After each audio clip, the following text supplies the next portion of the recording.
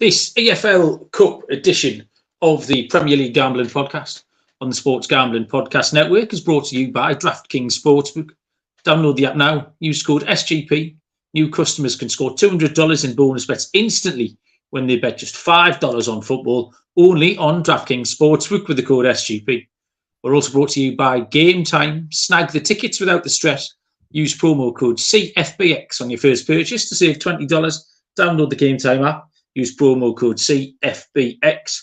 We're also brought to you by Underdog Fantasy. Play the Underdog Pick'em in college or NFL. Win up to 20x in one game. Plus, every Sunday, they're giving away $100,000. Use promo code SGPN at Underdog Fantasy for a 100% deposit bonus up to $500. And finally, we're brought to you by Hall of Fame Bets, the sports betting research platform for parlays, player props, and game lines. Download the Hall of Fame Bets app or visit hofbets.com. Use code SGPN to get 50% off your first month and start making smarter bets today. Welcome, everybody, to the Premier League Gambling Podcast on the Sports Gambling Podcast Network. My name is Malcolm Bamford, coming to you from Newcastle upon Tyne in the northeast of England. Today is Sunday, the 24th of September. I'm pretty confident with that. And we are here to have a little look around the Premier League weekend of action, which finished about 2 hours ago. And then we've got the EFL Cup third round games taking place on Tuesday and Wednesday this week. So plenty of upsets on the cards, plenty of banana skins. So plenty of games for me and my co-host to get stuck into. Joining me is Mr. Barry Penaluna. Hello, Baz. Evening, Malcolm. You all right? I am above average, yes. Have you enjoyed the football this afternoon? Well, I popped out. So I think Newcastle, I think we were 1-0 up, so I popped out. So I'm assuming they finished 1-0 there, Baz? Yeah, they grounded out in the end. Saw out a hard-fought victory. So cash my under 2.5 pick then, yeah? Yeah, that was... oh, no. Sorry, you took under 2.5. Oh, under 2.5 goals, Baz, yeah. Christ, Malcolm. That's a tough one, that. You can laugh at it. 8-0. I sat there. I was talking to the kids. It got to 7-0. I said, kids, you have never seen Newcastle score 7 goals in your lifetime. And I said, Dad, have you seen them score 7? I said, yeah, I can remember a couple of occasions. And I had the Chef Wed game in mind. That was the last 8-0, wasn't it? Yeah. Under Bobby Robson, Shearer scored 5. So ironic that Sheffield United, the other Sheffield team, are on the back of the next 8-0. So, yeah, only the second time in my life I've seen Newcastle score 8 goals. 8 different scorers, Malcolm. That was the thing. That was the really wild thing, wasn't it? 8 different scorers, man. That's ridiculous. Unheard of, isn't it? Even at the end, like when they're knocking it about and getting in the box, and I'm saying, give it to Tonali, give it to Tonali. Yeah. Like, you're just looking for anyone who hadn't scored a goal to get them involved. But yeah, Elliot Anderson was the one we were cheering on to try and get a goal because I felt like he deserved it. But I mean, Newcastle played really well first half, dominated them. Second half, I mean, we played well, but Sheffield United just gave up, didn't they? At times, we just walked through them. There was no effort to try and keep that score down at all. Like, it was absolutely horrible. If you were a Sheffield United fan, that can't have been much fun at all. Well, you could say after 20 minutes, though, we were getting so much space. And I said to Betty, there's a goal coming. I said to Betty, there's a goal coming. It's going to come down that left-hand side. You could just see we were moving them round. I said exactly the same to the kids, and the missus were sitting watching with me. I was like, there's goals in this because you can see we're going to cut these open again and again. The signs were there from early on, weren't they? And yeah, absolute carnage, bloodbath in the end. Yeah, and it's just one of those things. I mean, I was laughing, like, because my weekend has been a right roller coaster, Baz. We'll come on to that in a minute. But ultimately, my bet didn't matter because the under 2.5 was quite funny when we were 8-0 up. But we had said my handicap with the game was, I like the way we've kept a couple of clean sheets, but we just don't look like battering anybody. And last year, we were very capable of battering teams. We scored 6 and 7 and 5 on more than one occasion. And I just didn't think we were ever going to do it. It's funny. I've been saying for weeks, though, Malcolm, like, there's too many people playing down Newcastle off the back of a really Definitely. good run of fixtures. Because we battered Villa, but then we played Man City, Liverpool, Brighton. Really tough games. AC Milan. We have had a bad run of fixtures, and I think some people are getting a bit carried away. People saying we're being a shambles. Last week in our Discord chat, it was Tees. He backed us against Brentford. I can't remember what game it was, but I remember him saying and thinking, "Oh, I shouldn't have backed Newcastle. I forgot they were an absolute shambles." No, not having that. If you were looking from the outside in, you could think that, and you could understand why other people would think that. However, because we're looking at it 10 times closer, because it's our team, we know this happened last year. We know in similar fixtures last year, we had a similar run results. We won 1 in 7, things like that. So you do magnify it, and there's teams will have a better read on supporters. Will have a better read on their own teams. You can't sort of blame other people for thinking that way. It's just I get that. We knew a little bit better, like, didn't we? Yeah. So the rest of the weekend, I like to say, roller coaster for me, Baz. We had the feel. I didn't sleep very well last night, Barry. Saturday night, I went 0 for 5 yesterday, thinking, fucking hell. I had to sit here a few weeks ago with a 1 and 9. I was thinking, here I could get the 0 and 10 under the belt here. And yes, that was a combination of a few things. So do you remember? I took the system of taking everyone going under a couple of weeks ago when all the games finished 8-3 and stuff. And then I watched yesterday as we had a 0-0 draw, as we had a 1-1 draw, as Manchester United won 1-0. It's like, hell, I've got the right pattern on the wrong day. So that was just wrong. I don't think the VAR helped me at all. But then again, there's going to be days where I profit from that. We could talk VAR all night again, Barry. It's been another weekend of, what do we call it? Just another bloke's opinion, ABO or something like that. Yeah, it's just, again, this week it was Jeff from Merthyr Tydfil. Let's phone Jeff up and see what he thinks. Penalty, not a penalty. It's a penalty today, but not tomorrow. It's absolutely insane. And it was just fine margins. Like Burnley missed chances, Palace couldn't score. Brentford team total. Brentford missed a sitter when they should have gone 2-1 up. Forest couldn't take advantage of 10 men. So, I was 0 for 5. I was struggling. But today, the fight back, thankfully, I got 3 right today. So I already finished the week 3 on 10, Baz, but managed to get over 9 units. So what could have been an absolute disaster. Villa were a great win today at, 14-5, I think. They were a good price. I had Liverpool and both teams to score, and I also had Tottenham team total. I managed to get back, not in the win column, but less than 1 unit down after yesterday's disaster, Bars. I'll settle for that. How was your? You finished in profit, I think. So between us, Bars, we'll say. We finished up. I was 5 wins, 5 losses, but the wins were good. Fulham Palace, I took the draw. So 94 plus 225, good little plus price winner. I took Everton, but took them on the double chance, really kicking myself. I wasn't a bit bolder with Everton because I did say on the show I wasn't big on Brentford. If there was only somebody who could advise you to do that, if there was only someone who might have tipped you in that direction. No, that's bollocks, Malcolm, because it's not, is it? What you've done there, Baz, is you've lost. I won.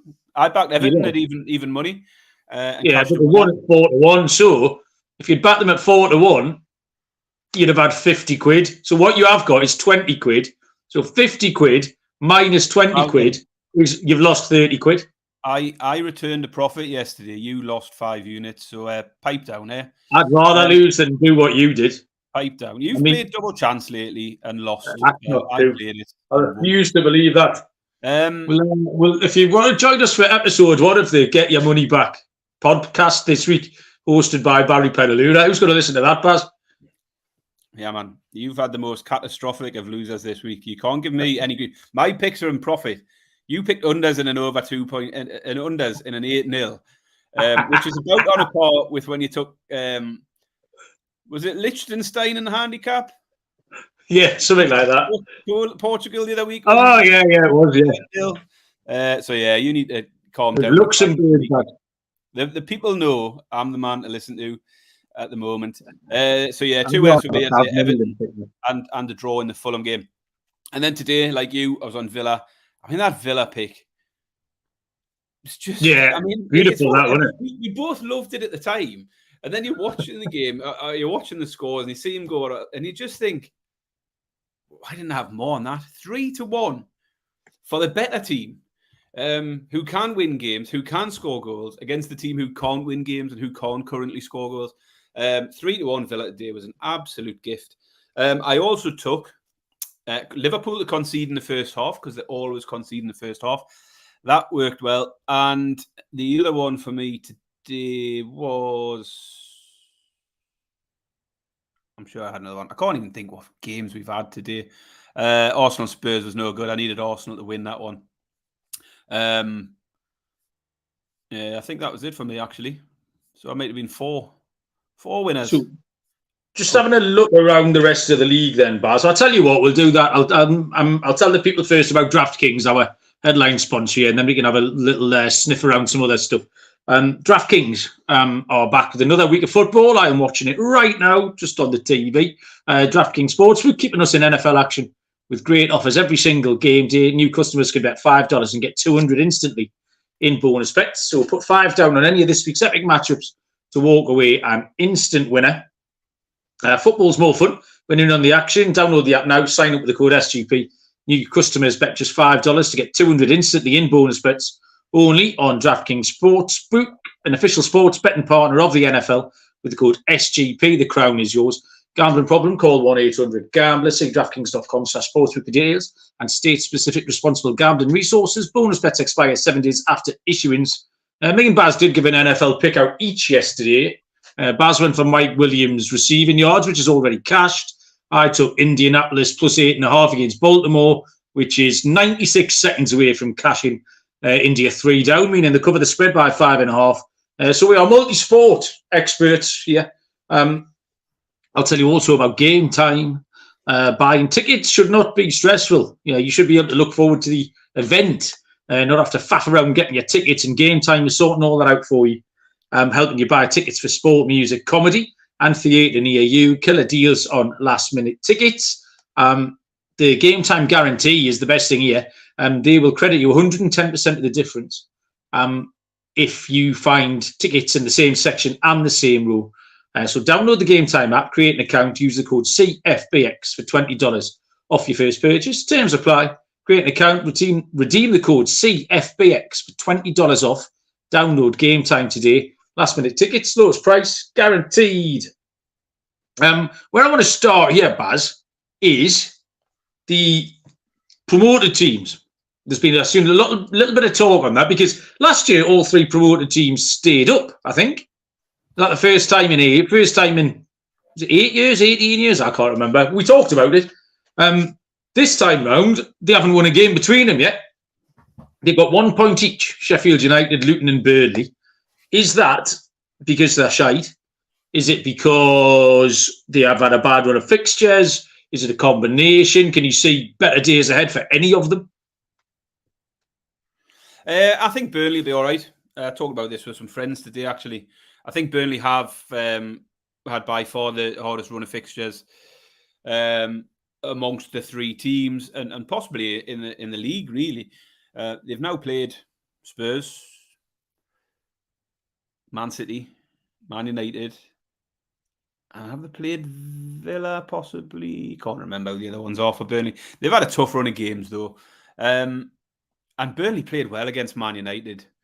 Burnley should have got a result against Man United. I haven't seen anything from the other two, Luton and Sheffield United, to suggest they are going to improve enough to stay up.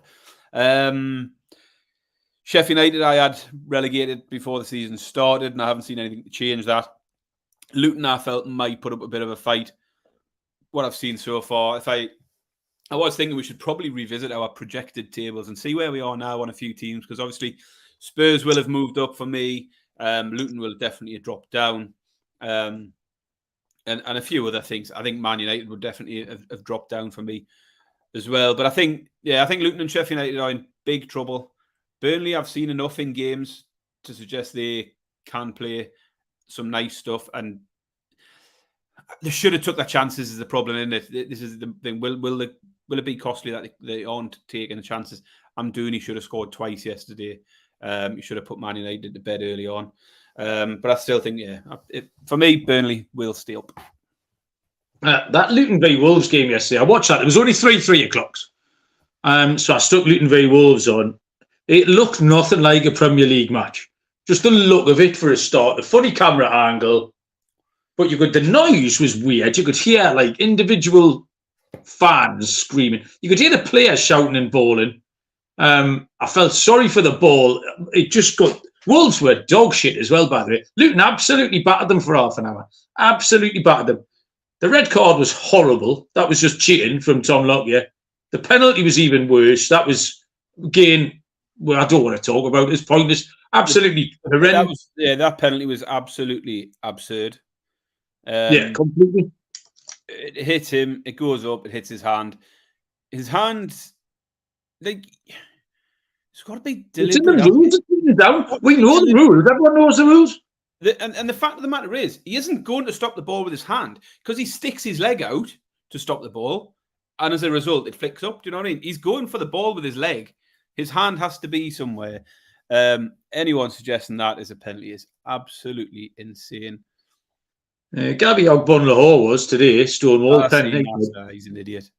He is an idiot. He's just like a big potato. Sits there, he looks like a potato. I don't understand. He's got the brains of a potato. He's got the personality of a potato.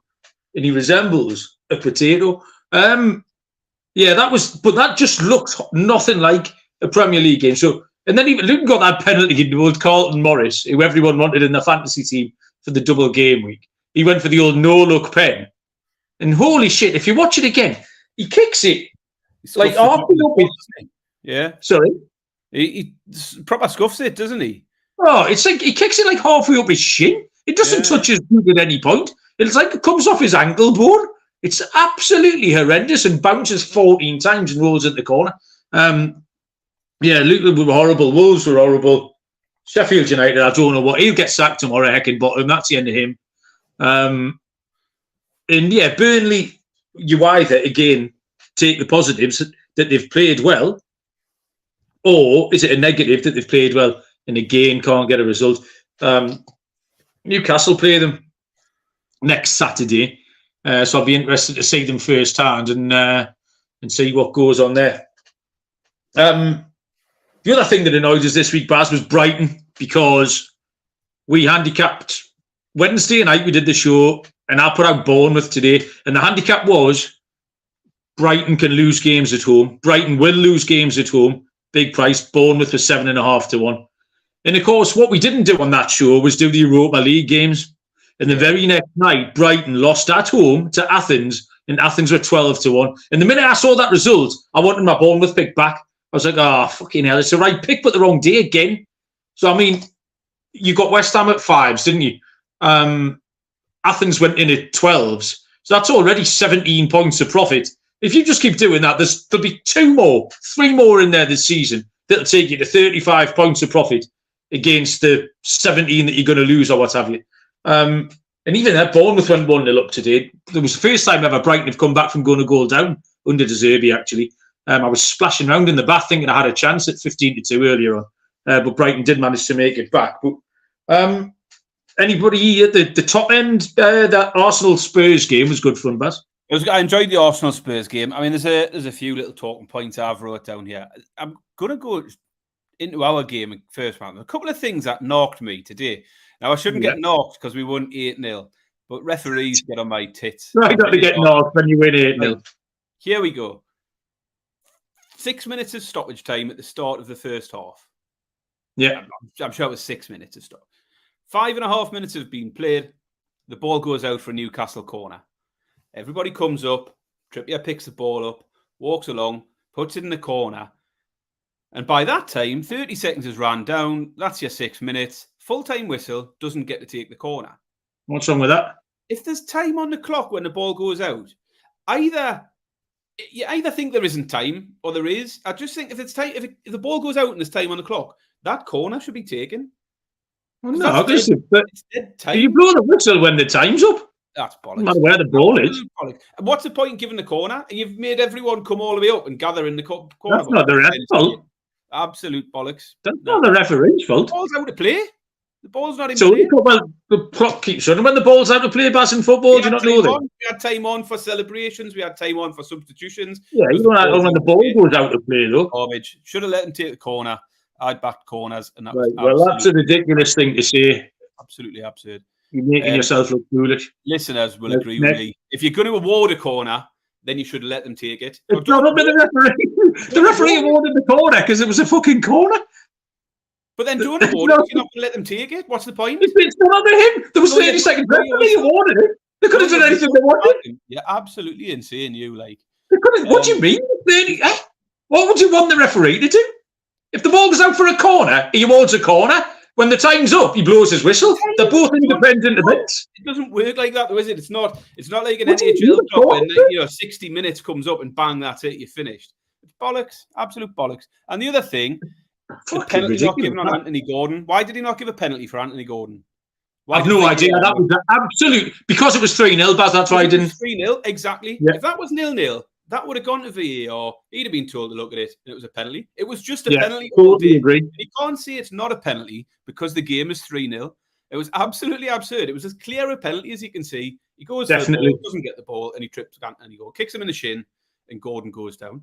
And yet, nobody, even the commentators don't kick up a fuss because it's 3-0. Same token, Baz. I thought it should have been disallowed for handball on our first goal. Especially after watching Sheffield United the other night. Sander Burge, what was that disallowed for?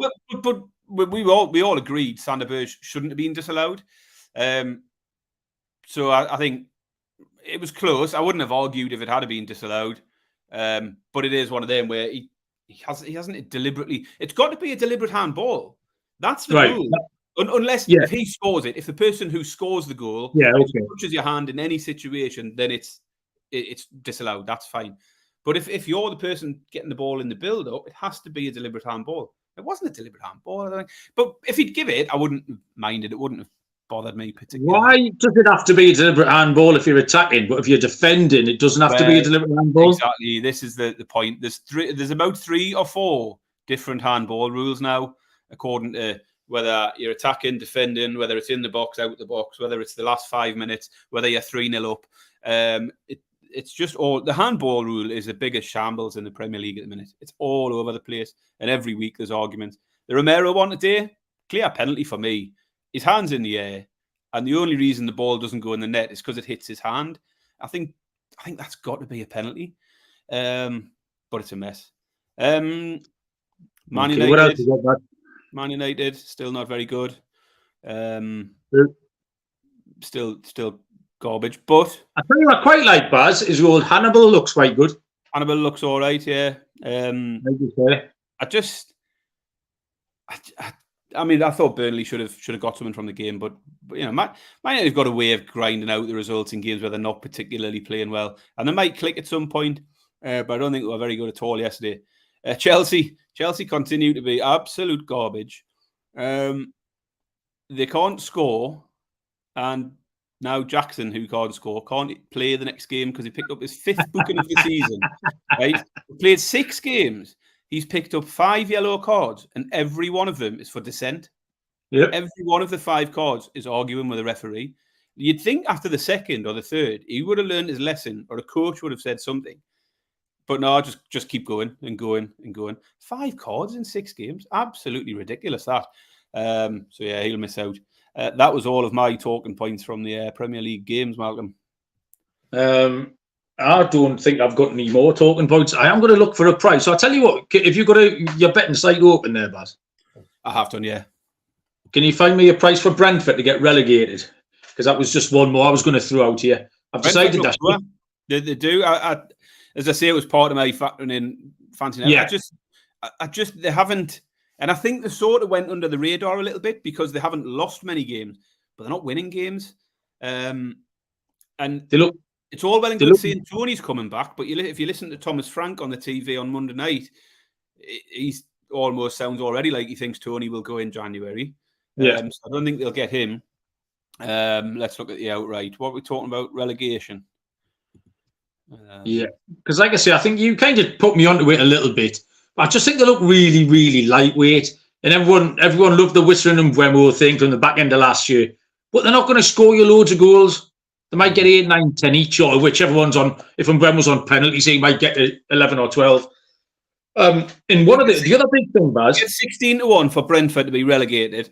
I'll let you know the current prices. Luton are 2 to 11, so minus 550. Sheffield United 3 to 10, minus 330. Everton are still third favourites, and that's where I would go. I think Everton or Wolves could go down and Burnley stay up. Everton 2 to 1, plus 200. Burnley plus 225, 9 to 4, and Wolves 11 to 4. Bournemouth 11 to 4. But yeah, 16-1 Brentford's not a bad shout. Might get a run for it. Because the other thing with that is, Baz, at the goalkeeper Flecking looks absolutely terrible. And I tell you, I mean, he can't keep chickens like. And can we stop there? Yes. Can we talk about goalkeepers? Go on then. And who's Arsenal's number one? Today, Raya. Today, Raya. It's every week, isn't it? Why doesn't he just say David Raya's my number one? Arteta was close to the tit list. He's very close. Like, he come out like he spat his dummy out last week, didn't he? He drops Ramsdale, brings in Raya, and the question, an obvious question from the reporters is he now your number one? Why have you made the change? And he just got really arsey with him, saying, "Well, I brought Vieira in midfield. Why are you not asking why I've made that change?" You're asking because it's different, isn't it, with a keeper? You don't rotate keepers. And Arteta insinuated that he had this new plan and he was going to rotate 2 first-choice keepers. And now we've seen them play big game in the Premier League, big game in the Champions League, big game in the Premier League, and Raya plays all 3 of them. He's just your number one, isn't it? You've dropped Ramsdale. Just admit you've dropped him and you fancy Raya. Raya's the better keeper. They've spent a lot of money on him. I thought it was inevitable he would be in goal by this stage.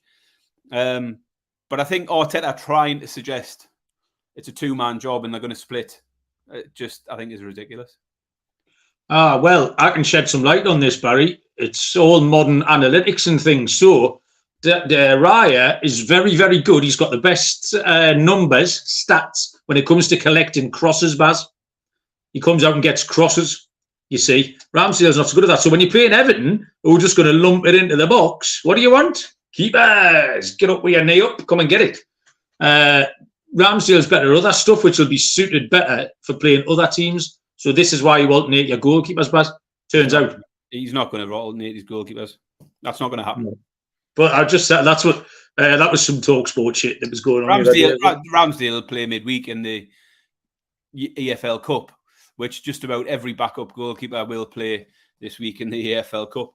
But yeah, I just think Raya's in number one. Just admit that. Just go with it. It's fine. Fair enough.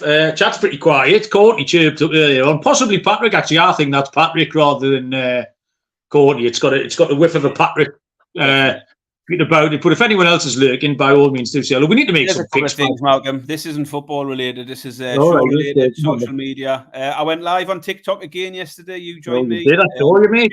Few people did. If anyone's following on TikTok, follow the lives. I'm going to keep trying to do it on a Saturday before the games kick off and get a bit of crack. It was all right again. We were close yesterday as well. Put out an ACCA and there was one team let us down. We were close on a couple of things there from the TikTok live. So that was good. I put out a plea last week, Malcolm, to get some reviews on Apple. I previously put out a plea for YouTube subscribers and Spotify reviews. I asked for reviews on Apple and we only got one. Very disappointing. Oh. However, well done to Shane in New Zealand, who listens to us. He loves the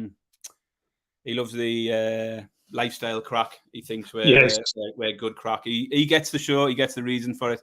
He enjoys the banter. And he put out the only problem with Shane is, and as I'm very happy with a 5-star review, Shane, but he did say we occasionally put out some good picks. And I'm not sure if he meant regularly or often, or whether there's something got lost in translation over in New Zealand. I don't know. But occasionally, I think there was a better word he could have used. But apart from that, all well and good. It did get me looking at the figures, the numbers, how many downloads we get from New Zealand. In the last week, we've had 12 in New Zealand. So it's very low on our country list. And Shane, thanks for the 5-star review. If you can get us up to about 20 next week, let's try and double our New Zealand listeners. If you can double that, I'm going to put it all down to you and give you another shout out next week. Get some friends listening. He is right. We do only occasionally give out some. I'm just looking at the review now, and it's quite funny. The rest of the work gang are giving us a little bit of stick in the channel there. Right, Baz. Half an hour in, we need to make some picks. So we're going to dip into the EFL Cup, which is always a fun place to be. I'll tell you about Underdog Fantasy. Fun way to play alongside your favourite football team all season long. Win up to 20 times your money in a single game by going 5 for 5 from now until October the 4th. Underdog is matching 100% of your first deposit up to $500. That's gone up. $100,000 Sundays continue on Underdog Fantasy. $2 million in prizes all season long. $100K this week, which is 10K to 10 people. And there's new sweepstakes every week of the NFL season. This week's high will always Tyreek Hill, who absolutely smashed that. The Miami Dolphins have scored 70 points so far tonight, Baz. 7-0. That's a lot. When you sign up with the promo code SGPN, Underdog will double your first deposit up to $500. That's Underdog Fantasy, promo code SGPN. And finally, Hall of Fame bets will help you win bigger by betting smarter this NFL season with Hall of Fame bets, the sports betting analytics platform for parlays, player props, and game lines. We search every NFL, NBA, MLB, and soccer bet with historical stats and data. You can put any parlay into the Parlay Optimizer tool and get results on things like hit rates broken down by leg, expected probabilities for your parlay. You can sort players, which bets and players are hot, etc. So stop betting in the dark. Use Hall of Fame bets to credit your data-driven parlays. Download the Hall of Fame bets app, visit hofbets.com. Use the code SGPN to get 50% off your first month. Start researching, start winning with Hall of Fame bets. So the EFL Cup is a fun competition. Newcastle were beaten in the final. It is the League Cup. It's also known as the Carabao Cup for any of our American listeners. It's for all 92 Football League teams. The Premier League teams entered in round 2, apart from the Premier League teams who made it into Europe. So any Champions League, Europa teams, they enter at this stage, which is round 3. So we've got games on Tuesday and Wednesday night. I've picked 4 bars. I don't know what you've picked. The chat's livened up a little bit. Francis Gallagher's here. He's changed his badge to a Man United one, which we're not talking about, but we'll let him slide. Josh is here as well. Francis trying to antagonise us awkwardly. And Lee Hughes as well, former West Brom striker. He took Villa at 3-1 as well. I think we'd mentioned that in the show on Wednesday night when they was around. Yeah, we'll get to Chelsea again soon enough. But yeah, that price on Chelsea was stupid. Who wants to back Chelsea at odds on when the only team that beat so far is Luton, which is what I said the other day. Lee said he backed Villa 3-1. Also stuck them in a double with Cardiff to beat Sunderland. Oh, yeah. Yes, you can come back. Anyone backing against Sunderland is always welcome on this show. Outstanding that. Lead us off with a pick here, Baz. Right, where are we going to go? I'm going to start with, and I'm pretty certain you're going to have covered this one as well. I've taken the Wolves Ipswich game. Yeah, I do have that game. And I'll jump straight in my pick. I've got Wolves. I've took Wolves on the money line. You can call out the prices on this game for me, Malcolm, if you want, because I haven't. I've got the Wolves price, but have you got Ipswich 7-4 plus 175. The draw is 13-5 plus 260. Wolves are 13-9 plus 145. Yeah, so I've got Wolves down at 6-4 here. I mean, Ipswich are flying in the Championship. Really good form, scoring plenty. But I'm going to take the same approach as I did in the last round and fade them. And it didn't work last time, but it wasn't far off. Took them at a good price to get beat by Reading, and it ended up needing penalties. And it's on the assumption that Ipswich are all out in the league, and they don't need any distractions in the cups. Because they've got off to a good start, they've got every chance of getting back-to-back promotions here, Ipswich.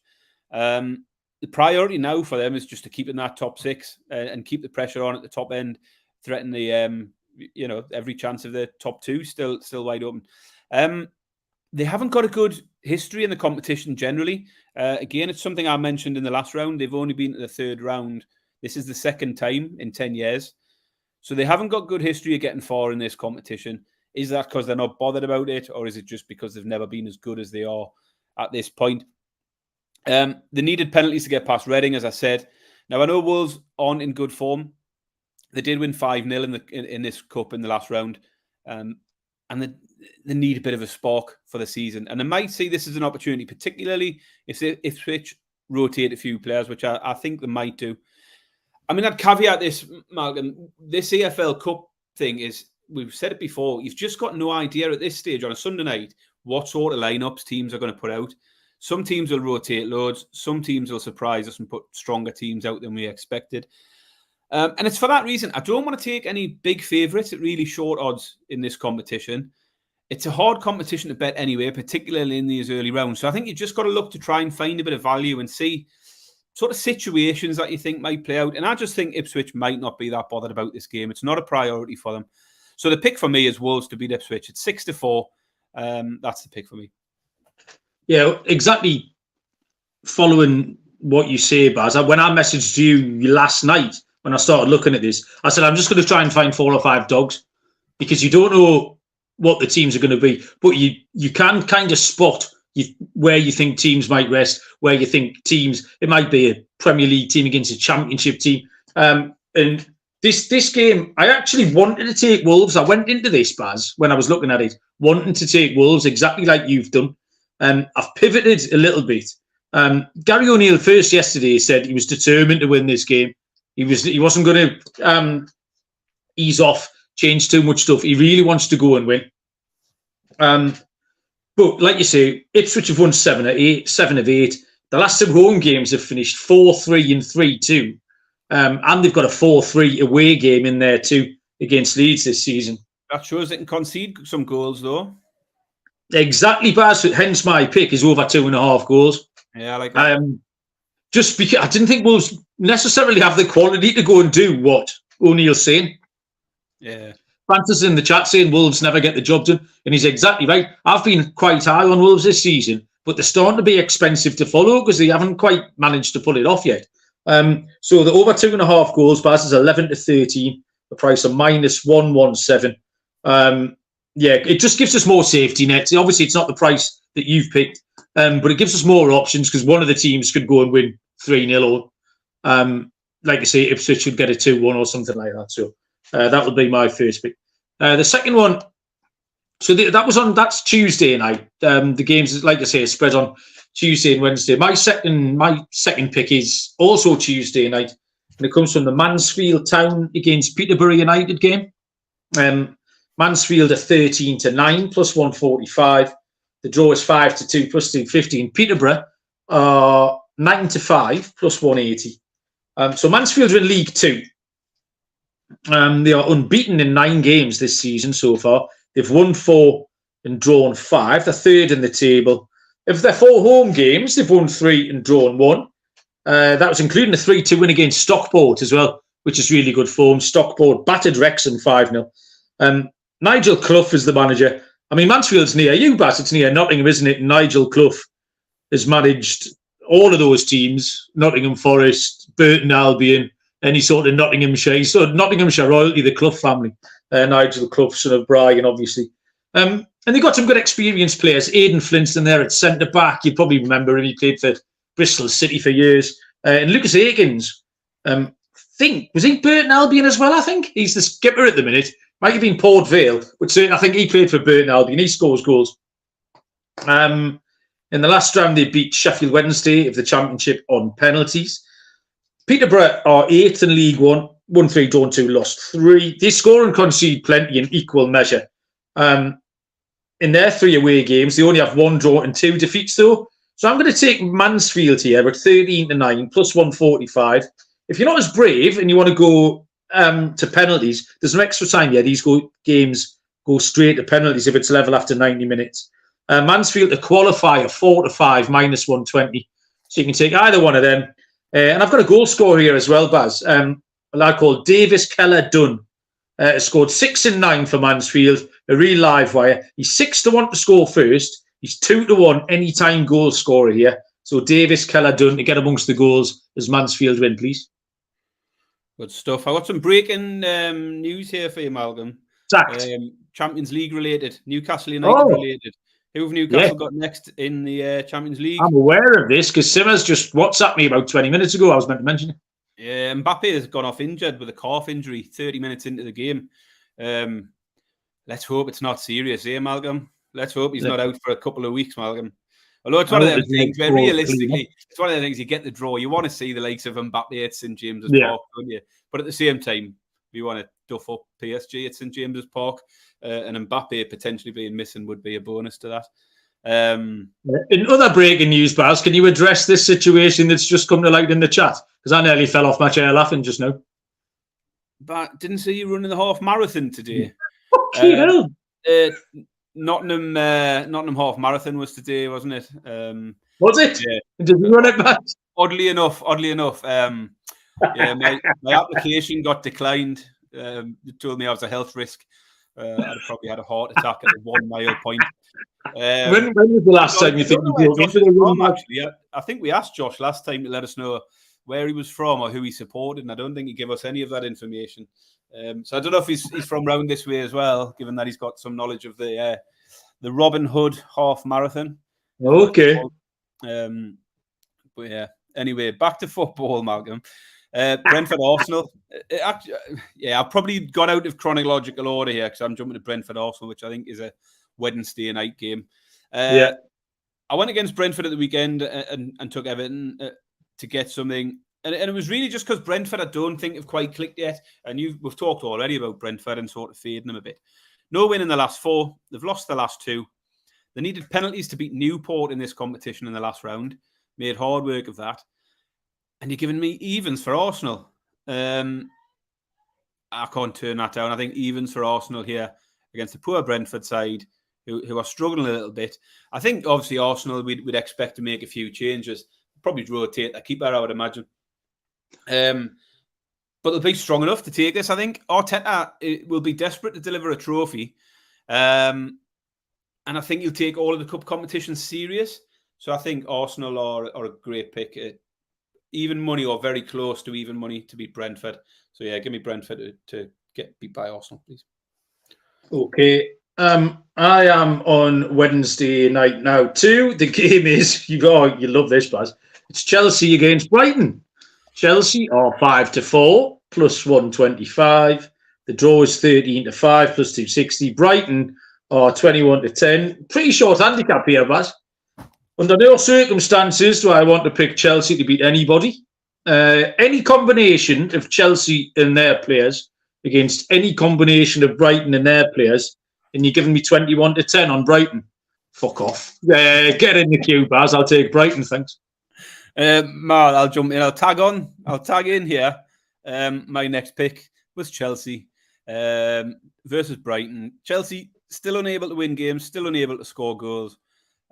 Brighton are the exact opposite. They've won 5 of 6. They've scored 3 or more in each of those 5 victories. This Brighton squad's got depth to it as well, so he can make changes. Mitoma, March, Pedro all start on the bench today, so might start midweek. For the exact same reasons we both took Villa today, 2-1 Brighton. Brighton are the better side. They're in better form. It's just an obvious play. Just go with Brighton. It's the EFL Cup. Anything can happen. It might lose. But all the value in this pick is Brighton. You can't back Chelsea to beat Brighton on current form, current statistics, and to have Brighton as the underdogs 2-1. I'm all over it. I love it. Team ride. I mean, I think people are being a bit harsh on Pochettino. He needs one more window, sign another 25 or 30 players, and then I think they could make a run in the second half of the season. But until then, I'll be all over Brighton. I've got one more pick, Baz, which is from Wednesday. What have you got? I've got one more. I think it's a Tuesday one. It's a bit of an underdog one. I wanted to find... I'll go with mine first.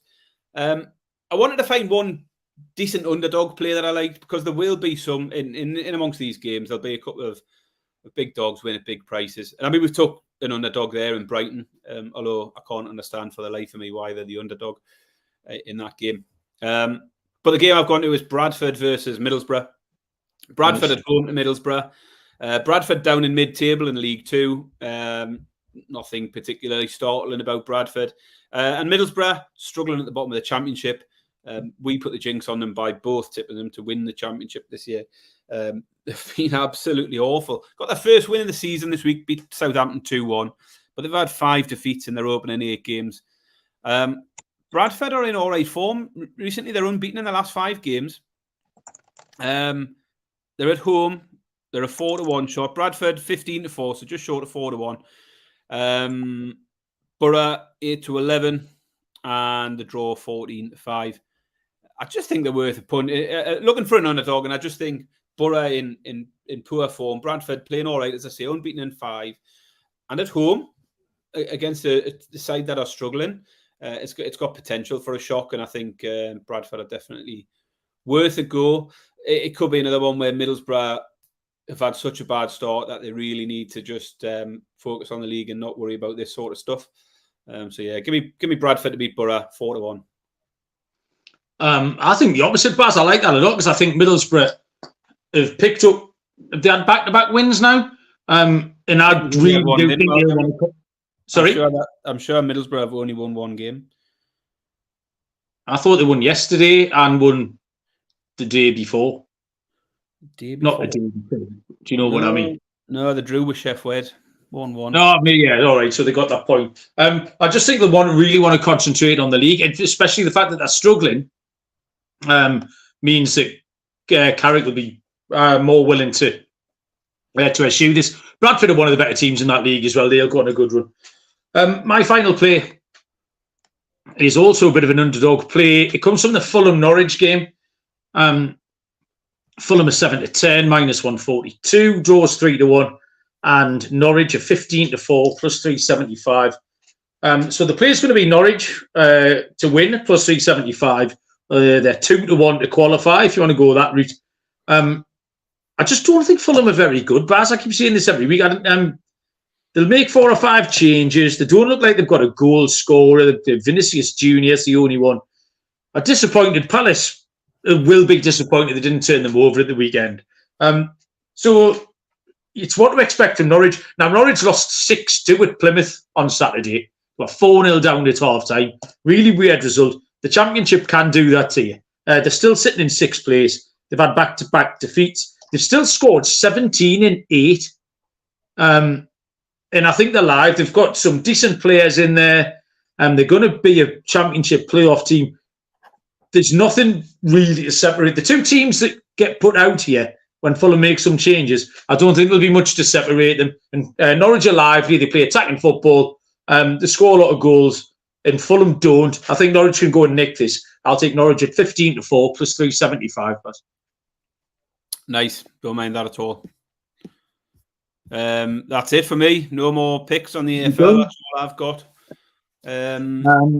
Well, have you got a little thought on Newcastle Manchester City as the game of the week? Probably. I deliberately avoided it. Yeah. From a betting perspective.